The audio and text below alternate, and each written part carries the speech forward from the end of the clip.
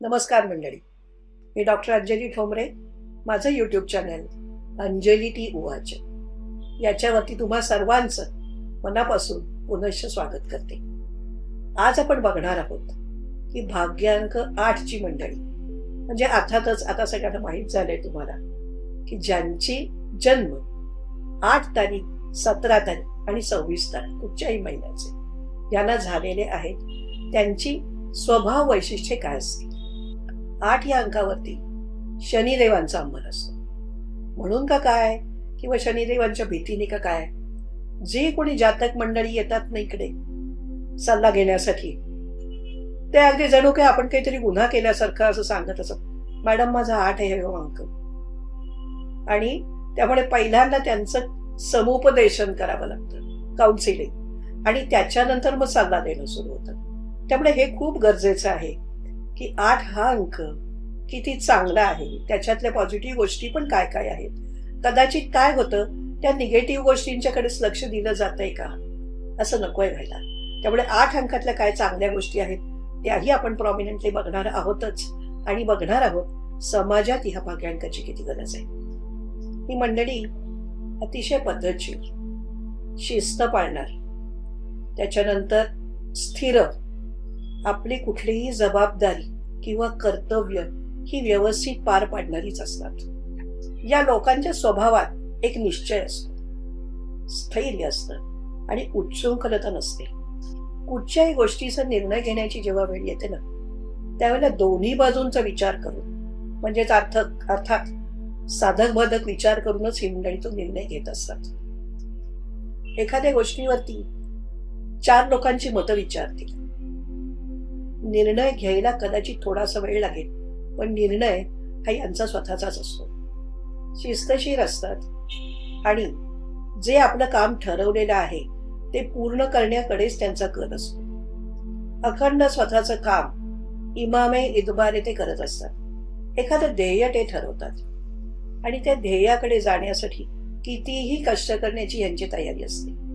आणि अविरत कष्ट करणं, अडचणी आल्या तरी ते अडचणी पार करून त्याच्यावरती काम करत राहणं. जरी एखाद्या वेळेला कुठेतरी असं त्यांना वाटलं की अरे इथे आपण पडतोय, म्हणजे एखादं काम नाही झालं, पडतोय अशा करता म्हटलं की एखादं लहान मूल कसं चालायला शिकत असतं त्यावेळेला ते पडतं तरी पण परत उठतं आणि परत चालायचा प्रयत्न करतं ना. हे सगळे स्वभाव वैशिष्ट्य ह्यांच्याकडे आहेत. म्हणजे कुठेही यांना अडचण जरी आली असं लक्षात आलं या ठिकाणी आपल्याला थोडंसं अपेक्षित जे यश होतं ते नाही मिळालं तरी सुद्धा तिथे न थांबता ते परत पहिल्यापासून तयारी करून आपलं गोल मिळवण्याच्या पाठीमागे जुट जाते. ही मंडळी दीर्घोद्योगी असतातच पण बरेच वेळा काय होतं माहितीये का, यांच्या बाबतीत एक असा योग असतो की ह्यांची चूक नसताना सुद्धा कधीतरी ह्याच्या कामाला वेळ लागतो आणि कधीतरी जिथे हो ऐकायला पाहिजे तिथे पण त्यांना नाही ऐकायला लागतं. तरी सुद्धा विचार करा, हे सगळं होऊन सुद्धा परत त्याच उमेदीने उभं राहून परत कष्ट करत राहणं किती सोपी गोष्ट नाही ना. स्वाभाविक आहे कधीतरी थोडीशी निराशा यांना पण वाटत असते. सगळ्यात महत्वाची गोष्ट काय माहितीये का, या लोकांनी फार विचार नाही करायचा. विचार करायला लागले ना तर कदाचित निगेटिव्हिटीच्याकडे किंवा निराशवादाकडे ते जाऊ शकतात. पण तरीही महत्वाची गोष्ट काय आहे की हे जरी मनात विचार येत असले ना तरी परत चिकाटीने ते कामाला लागतात. म्हणूनच या 8 भाग्यांकाच्या मंडळींना एक गोष्ट सांगावीसारखी वाटते, लहान स्वप्न बघू नका, मोठी स्वप्न बघा. कारण तुमच्यामध्ये ते कॅलिबर आहे की तुम्ही तुमच्या कष्टाने एक एक पायरी चढत त्या यशाच्या शिखरापर्यंत जाऊ शकता. त्यामुळे मोठी स्वप्न बघा आणि ती अचीव करा. आता 8 नंबरच्या मुलाची गमत बघूया ना आपण. बरीचशी मुलं अशी असतात की जे गजर आपण जो लावतो तितके वाजता गजर वाजला की आईला उठवावं लागत नाही, ते उठून बसतात. पण हे जे 8 नंबरचं बाळ असतं ते गजर वाजला आणि आई जरी त्याला सांगायला आली तर आईला म्हणतात आई 5 मिनिटं अजून झोपतो. अशी याची 5 मिनिटं 2-3 होत. आणि विशेष म्हणजे हे जे लहान मुलं असतं याला हे जरी वेळेवर घरात निघालं ना तर शाळेत जायला काही ना काही कारणाने वेळ लागतो. म्हणजे त्याची चूक नाही, वाटेत कोणतरी भेटतं आणि काहीतरी होतं, पण त्याला उशीर लागतो. म्हणजे लहानपणापासून आपण बघितलेलं आहे की उशीर आणि नकारचा पण सामना या मुलाला करायचा कसा ते कळतो. दुसरी गोष्ट म्हणजे पेपर ह्या मुलाचा पुरा होत नसतो आणि याला टाइम मॅनेजमेंटचा प्रॉब्लेम आहे. त्यामुळे टाइम मॅनेजमेंट या लोकांनी, म्हणजे जे पालक आहेत त्यांनी आपल्या पाल्यांना लवकरात लवकर टाइम मॅनेजमेंट कशी करायची हे जर शिकवलं ना, तर ही लोक खूप पुढे जाऊ शकतात. आणि आपल्याला हे म्हणून लहान मुलं आपल्याला लहानपणीच लक्षात येतं हे 8 नंबरचं, म्हणजे 8चा अंमल आहे ह्या मुलावरती. त्यामुळे होतं कसं, ह्याचा पेपर पुरा होत नाही. मग आपल्याला त्याला सांगावं लागतं की पेपर आल्यानंतर 5 मिनिटातच ठरवायचंय की आपण कुठचे कुठचे प्रश्न केव्हा केव्हा लिहायचे आणि बरोबर वेळेत पेपर पूर्ण करायचा आहे. आणखीन एक महत्वाची गोष्ट असते, म्हणजे कदाचित ह्या मुलाची मित्रमंडळ हे त्याच्या वयाचं नसतं, त्याच्यापेक्षा थोडी वयाने मोठी असतात ना, त्याच्याशी यांचं छान जोडतं. 8च्या मंडळींचं अजून एक वैशिष्ट्य आहे, गरीब दुबळी अशी जी मंडळी आहेत ना, त्यांच्याविषयी त्यांना आस्था, कणव वाटत असते. असं वाटत असतं की त्यांच्यासाठी आपण काहीतरी करावं. बऱ्यापैकी शांतताप्रिय पण मंडळी असतात. ही शांततेने आपलं काम करायला आवडतं. कधीतरी सगळ्या समाजात मिक्सअप होण्याच्या ऐवजी त्यांना आपण एकटं एकटं आपलं काम करावं असं वाटत असतं. संगीताची पण आवड असते, पण शास्त्रीय, गंभीर असं संगीत ऐकायला त्यांना आवडतं. निसर्ग, पानं, फुलं यांच्याबद्दलची पण त्यांना आवड असते. एक वेगळेपण असं असतं की कदाचित ना थोडस जरा अलूफ पण काही वेळेला ही मंडळी राहू शकतात. कधीतरी थोडीशी त्यांच्याकडे चेहऱ्याकडे बघितलं की निराशावादी येत असं आपल्याला वाटतं. तर मग यांच्याविषयी ना लोकांचे फार लवकर गैरसमज होऊ शकतात. एक गोष्ट मात्र नक्की आहे, अतिउत्साही ते आपल्याला कधीच दिसणार नाही. आणि एखाद्या वेळेला आपण त्यांना जर विचारलं नाही की एखादी गोष्ट ही करूया का, तर पटकन हो त्यांच्या तोंडून येणार नाही. कदाचित ते म्हणते हो करू, पण केव्हा, तर उद्या. कदाचित थोडीशी खिन्नता पण यांच्यापाशी असू शकते. पण एक गोष्ट मात्र मान्य केली पाहिजे, धोरणी, हुशार आणि भविष्याबाबत ते ज्या वेळेला निर्णय घेतात तेव्हा पूर्ण विचार करूनच ते निर्णय घेतात.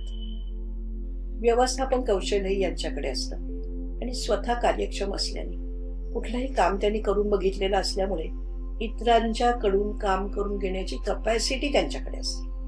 ती ते किती वापरतात हा भाग वेगळा आहे.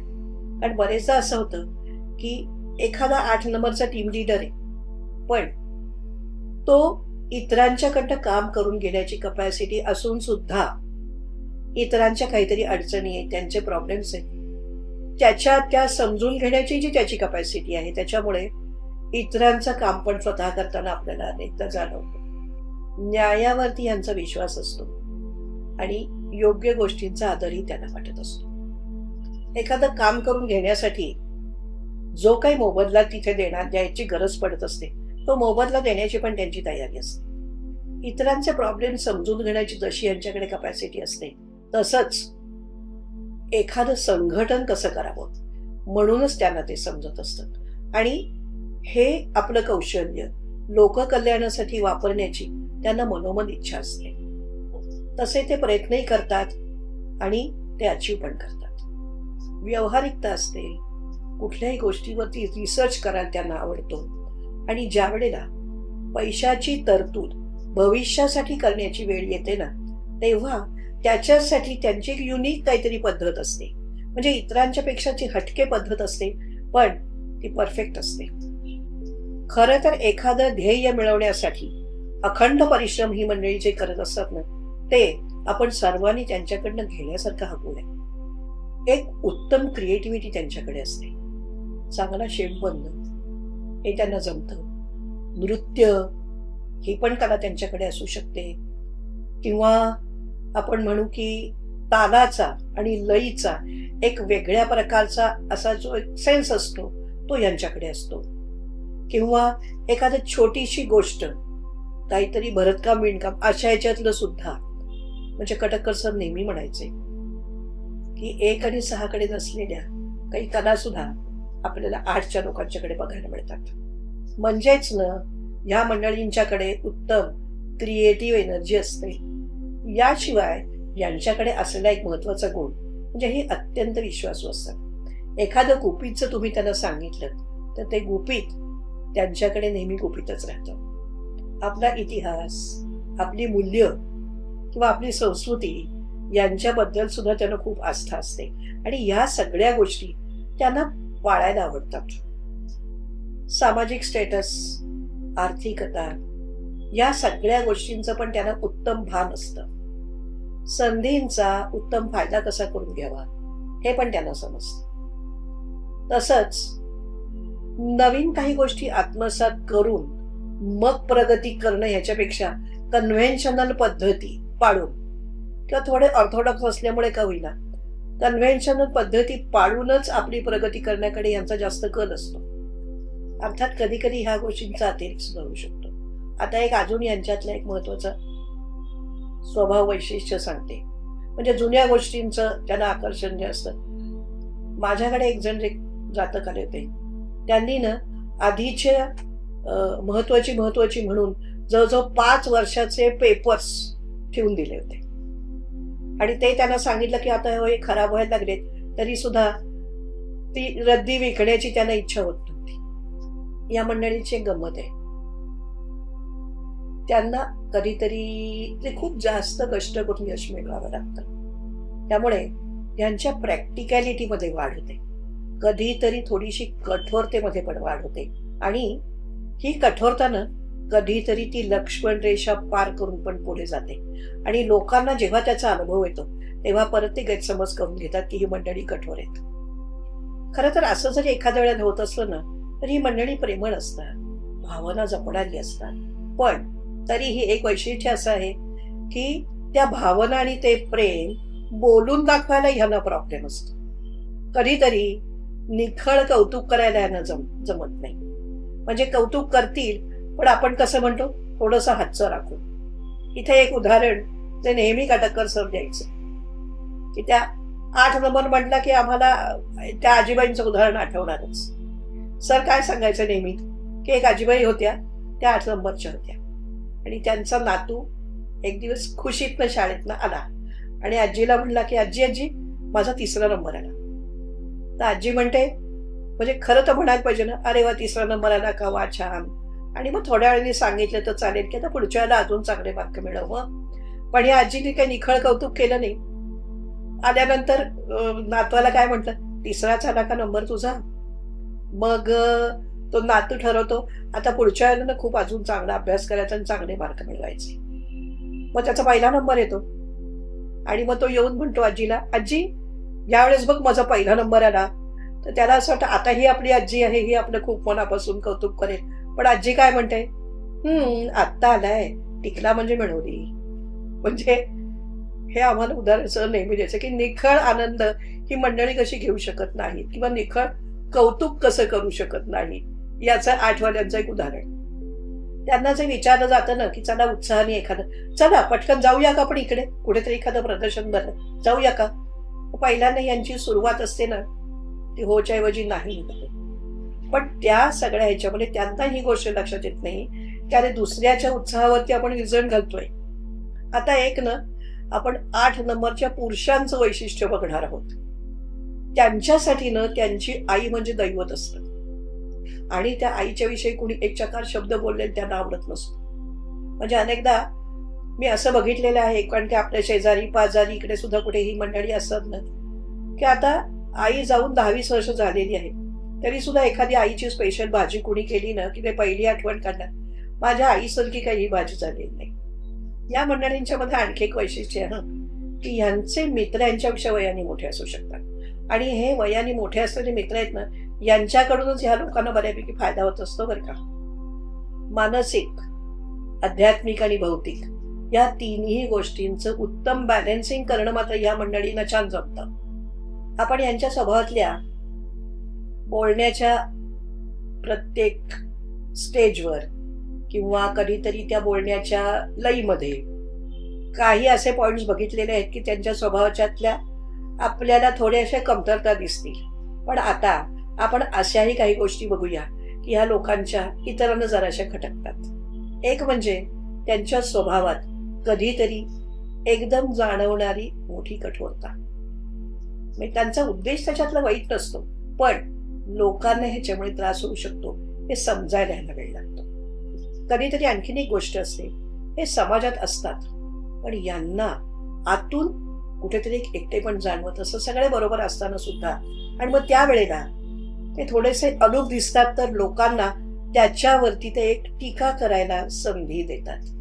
ती गोष्ट त्यांनी टाळली तर अतिशय बरं होईल. यांच्या स्वभावातला एक मोठा ड्रॉबॅक आहे, त्यांना नाही म्हणायला प्रॉब्लेम असतो. कोणीतरी जेव्हा त्यांना विचारतं की माझं काम तुम्ही करता का, खरं तर यांच्याकडे यांचं काम भरपूर असतं, पण प्रसंगी स्वतःचं काम बाजूला ठेवून पण इतरांचं काम हे करत राहतात आणि आपल्या कामाची प्रायोरिटी आहे ही यांची करायची राहूनच जाते. म्हणून यांनी नाही म्हणायला शिकणं फार महत्वाची गोष्ट आहे.